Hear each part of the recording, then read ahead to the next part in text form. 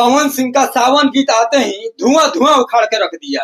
5 घंटा में 2 million view cross, 1,30,000 लाइक और कमेंट भाई अनगिनित। पहले वीडियो को गर्दा उड़ा के शेयर करिए जहां से भी देख रहे हैं।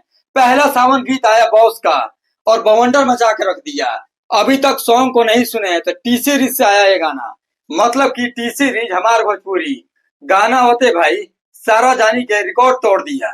तो आइए पहले सॉन्ग को लेकर विशेष बात करते हैं। इस सॉन्ग को लिखे हैं रोशन सिंह विश्वास।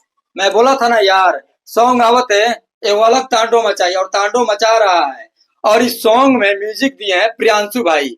इनका म्यूजिक कुछ अलग और कुछ हटके रहता है।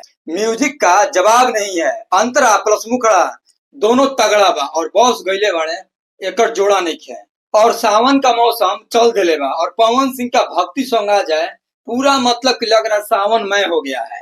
इनका भक्ति सॉन्ग सुने बिना मन नहीं लगता है। गाना में तकरीबन वो भी भक्ति में 15 से 20 बार सुननी है। गाना जब अगला का तब अभी तक 100 से 150 बार गाने को सुन लिया हूँ। सुनने के बाद और बार बार सुनने को मन कर रहा है। तो आप लोग और दबा के गाने को शेयर करिए, लगातार शेयर करिए और एक आदमी 50-50 कमेंट करिए कि गाना एक रिकॉर्ड बना दे। बाकी इससे भी खतरनाक और बवंडर सॉन्ग आए वाला बा, दूसर का सावन गीत।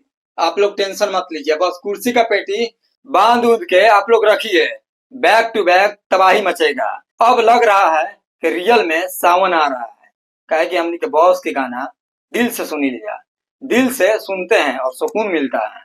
बाकी चलिए मिलते हैं नेक्स्ट वीडियो में। अपना राय कमेंट सेक्शन में दीजिएगा।